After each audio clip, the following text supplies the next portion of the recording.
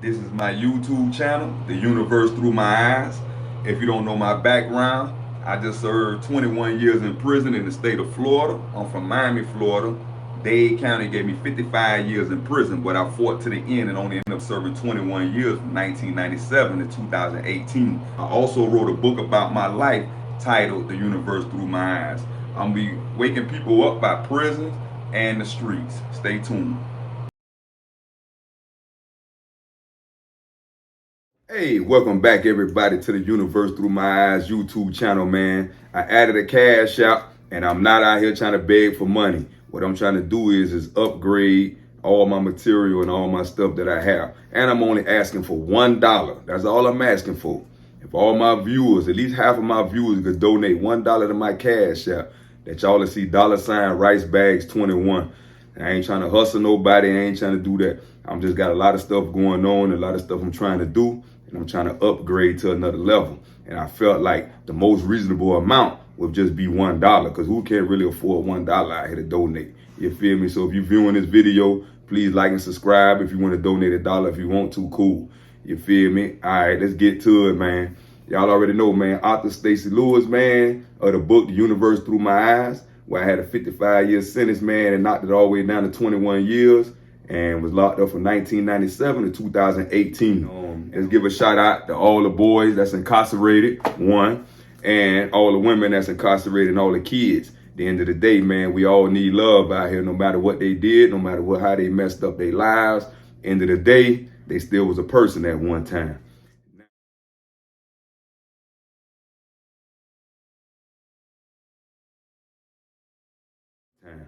Now, the day we're going to be getting into, as you see, the photo, and I hope you really looked at that photo very well. The reason we got on this topic was a dude asked me one day, hey, like, what would y'all guys do if it was guns in prison? Since people always saying, oh, when the young guys go to prison, they only use guns on the street. Now you're incarcerated. You ain't got a gun no more. How you going to fend for yourself? Which we know the normal stuff is knives. Normal stuff is whatever you could pick up, combination lock, whatever you can use in there as a weapon, considered with mop buckets, whatever it is. So now, the picture I just showed y'all, I was incarcerated at White Color CI, not that far from Columbia CI. White Color CI is on the outskirts of Tallahassee. Columbia CI is not that far either. All that's like in the panhandle that go from Tallahassee, that curve over to the handle. Now, while I'm at White Color CI one day, I remember going to breakfast, and then I'm waiting to go to the rec yard to go play my football game, and they talking about, hey, the whole compound on restricted movement. So to me, I'm feeling like, damn, something happened at my prison, man. Now my football game canceled. We got to move it to another time, and I'd be hyped for my football games. I'd be excited, boy, because we be gambling on them football games and all that. It's big. Correction officers be there, and so I see this officer that's going down the thing. I had a call out. So when I'm walking down the sidewalk, I asked him, hey, what's going on, man? What's going on? Restricted movement. We can't go to yard. We stuck in the dorm all day. What's going on? So he said, listen, man, you won't believe what just happened. I said, what happened, man? He said another inmate just shot another inmate and another inmate. So I'm like, shot? I'm like, what you mean? Like they took the officer gun? Or what they did, like how that even came out the way it came out. I thought he was playing. Now he was like, no, they got a lot of us officers right now. We finna load up in vans, and they need us to go to Columbia CI. We got to do a massive search down, and we got to get control of the compound again. I'm like, what? They're like, yeah, y'all whole day finna be like, y'all ain't really doing nothing but chilling in the dorm all day, because majority of the officers from White Color CI got to go over to Columbia CI and get that under control, because 2 inmates were shot. And I'm sitting there like, guns in prison? Now, I remember when I was at Glaze CI, and I believe around 2005 or 2006, they closed the compound down. And when they closed the compound down, they claiming they know that it's a gun buried on the rec yard. And I'm like, nah, ain't no way that somebody got a gun in prison. Like, what you gonna do with it? You gonna escape? What you got going on? Like, you finna shoot another inmate? Like, what's going on? So in my mind, I'm like, whoa, this gun really in prison. Like, I gotta add that to my new checkoff list what's the next weapon a guy could use on me or other individuals. So that's what I do. And so she took an inmate out there, locked the whole compound down, put us behind the door, locked us down. So this captain went out, there was a lady. She went out to the wreck yard, made somebody dig it up. They knew the spot and all, so that means somebody told where the spot was. They dug it up, they found a 25, brand new, no rust spots, no nothing. And at the end of the day, I'm like, man, it's 2005. So now, this happened later on. So at this time, I done been down close to 17 years. So I'm like, whoa, it's something new every day, boy. You're going to learn about prison, boy. They got guns in prison. That's dangerous, boy. So my mindset was on, damn, people ain't going to fight no more. People ain't going to pull out knives no more, combination logs, mop bucket heads, whatever they going to use, piece of pipe, rebar, whatever it is. Now we got to worry about guns. So now, when that happened, we in the dorm playing around saying, well, if I had a gun, a lot of y'all won't even come out y'all room because I shoot at a lot of y'all every day. You won't even better go to child. We just kicking the bobo. But at the end of the day, though, you just got to think about it, man. It's actual guns in prison. Like, that's dangerous. Like, let's go back to the photo that you looked at before I came on. Now, these guys, even though 7 people was arrested and all that, you know, for probably changing their stories up, switching stuff up. At the end of the day, like if you get shot in prison in Florida, see, a lot of people don't know that you could get sentence reductions. You could get like a lawsuit what they was after, the money.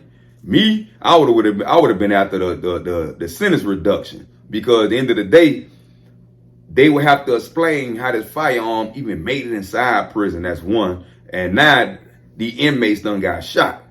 So even though they figured out after a while that these guys set it all up, they shot themselves and all this trying to rig up a lawsuit. But at the end of the day, that let me know that boy, an inmate will go to the extreme when it comes down to making money, or survival, or whatever it is. And I just opened my eyes up to another whole world, because now I'm like, guns in prison now.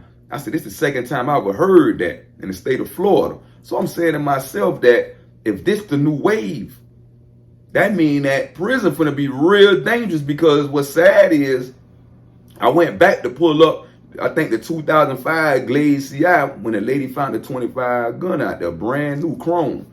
You got to ask yourself, prisons try to seclude every incident. They try to seclude the deaths.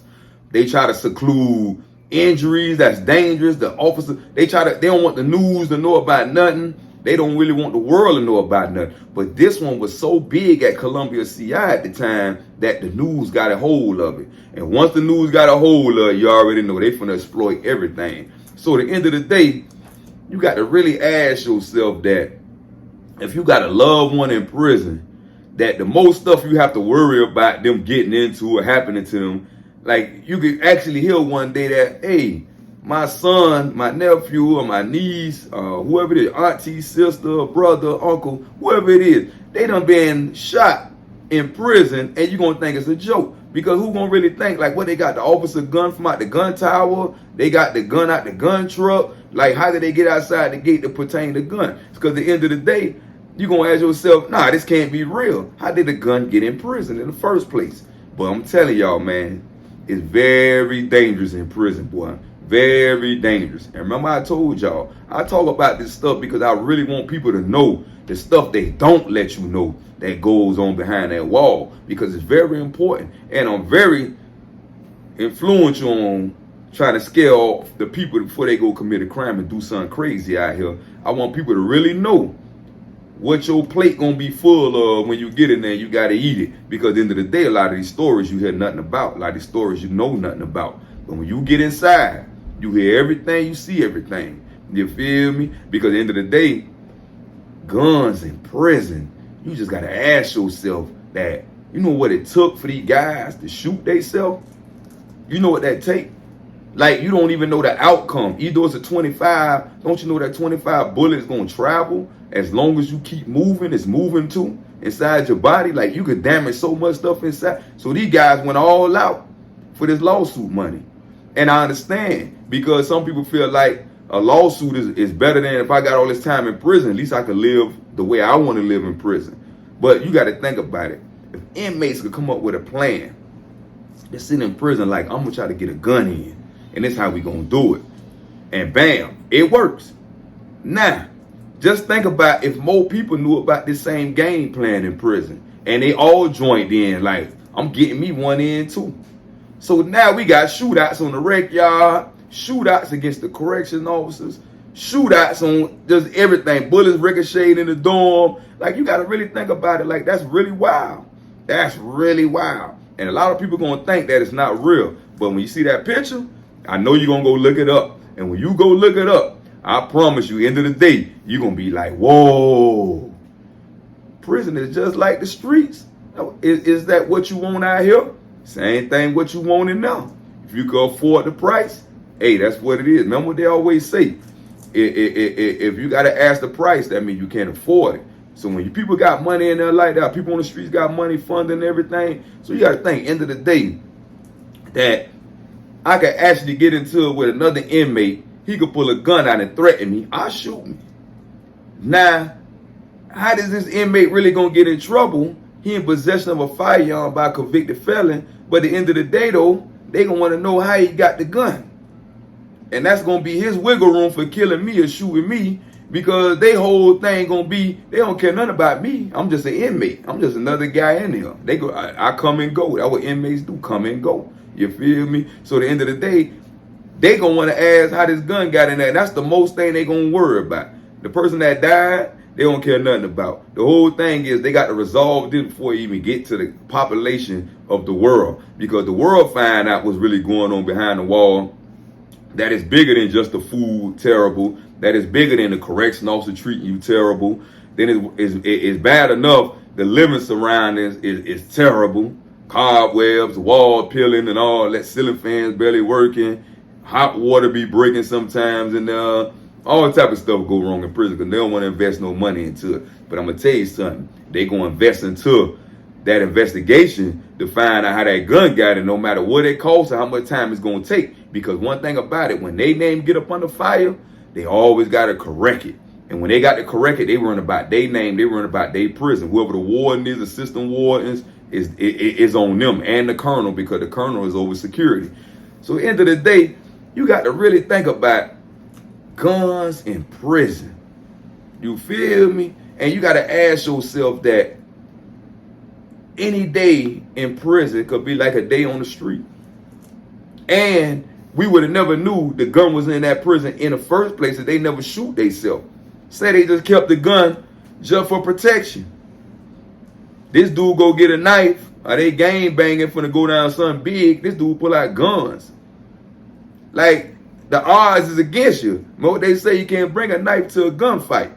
You feel me? And that go the same way in prison now if the world keeps spinning the way it is. Because now, people got money. And when you got money, anything can be paid for. Incarcerated are in a free world. That's just what it is. But just ask yourself before I get off this live. And you got to say to yourself, man, prisoners are being ignored. Prisoners are being dish-ragged all type of ways in any kind of ways. And the only thing we worry about is they deserve to be in there because they did something to get in there in the first place. Okay, that's all good and dandy. But at the end of the day, though, we got real people that was once out here, that would just had friends, went to school like everybody else, did everything like everybody else. But now they incarcerated, everybody toot their nose up at them, everybody turn a blind eye. Now, if you got a loved one in prison, man, please, please, please check on them, because now you know it's bigger than what you think. It's guns in prison. So now, I'm going to leave y'all with this. Everybody that's incarcerated, I want you to stay focused. I want you to keep your head high. Stay on a positive path. Don't focus on what's going on around you. Don't become a product of your environment. That's why you in prison, because you became a product of your environment when you was free. So now you incarcerated, you can avoid becoming a product of your environment, mentally and physically. So that's what I did, separated myself from all the foolishness. So at the end of the day, just the main goal should be just come home. No matter if you got a life sentence, whatever it is, you always got a light at the end of that tunnel, because you can always keep fighting to the end of time in prison. You just could create emotion and keep fighting, man. You feel me? Never lay down and keep the faith. Hey, man, I appreciate everybody for tuning in, man. Remember, y'all can buy my book on Amazon and Barnes & Nobles, The Universe Through My Eyes. I appreciate everybody for tuning in and liking and subscribing. And remember, man, $RiceBags21. I want everybody, whoever could afford it, to send me $1 so I could accomplish all the things that I'm trying to accomplish, because I got some big things going on, and I got my book, a part 2, coming out from The Universe Through My Eyes. So y'all tune in and y'all great, man. Big things gonna be going on. Appreciate everybody, man. Love to everybody for tuning in. Appreciate the time, man. I know everybody busy out there. Stay blessed.